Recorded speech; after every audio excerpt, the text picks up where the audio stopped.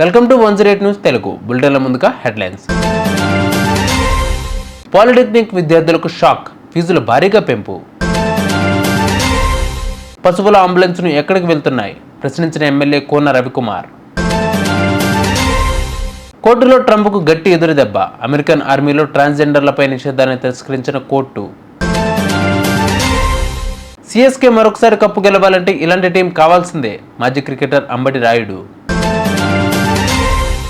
Polytechnic course గరిష్టంగా 39,000కు పెరిగింది. దశాబ్ద కాలం నుంచి ఫీజుల పెంపు లేదని కాలేజీల యాజమాన్యాలు కోర్టును ఆశ్రయించగా 40,000 వరకు వసూలు చేయవచ్చని హైకోర్టు పేర్కొంది. 2023-24 విద్యా సంవత్సరం నుంచే వర్తిస్తుందని పేర్కొంది.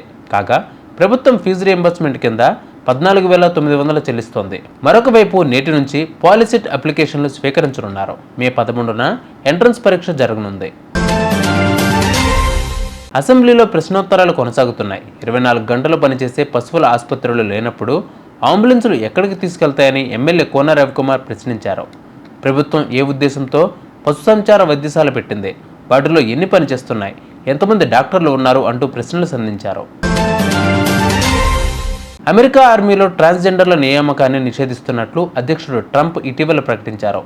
ఈ నిషేధ నిర్ణయంపై ఫెడరల్ కోర్టు నుంచి ట్రంప్కు షాక్ తగిలింది. సమానత్వ సూత్రాన్ని ఉదాహరిస్తూ అమెరికా ఆర్మీలో ట్రాన్స్జెండర్లపై నిషేధాన్ని కోర్టు తిరస్కరించింది.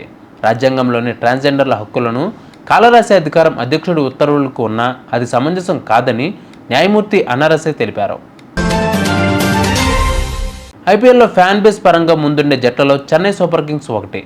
సిఎస్కే 6వసారి టైటిల్ను దక్కించుకోవాలంటే బలమైన తుది జట్టుతో బరిలోకి దిగాలని మాజీ cricketer Ambati Rayudu వ్యాఖ్యానించాడు.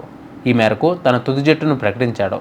Ruturaj, Conway, Rachin, Rahul Tripathi, Deepak Hooda, Vijay Shankar, Dube, Jadeja, Dhoni, Sam Curran, Ashwin, Anshul Kamboj, Matheesha Pathirana వీరి పేర్లు అంబటి రాయుడు ప్రకటించారు.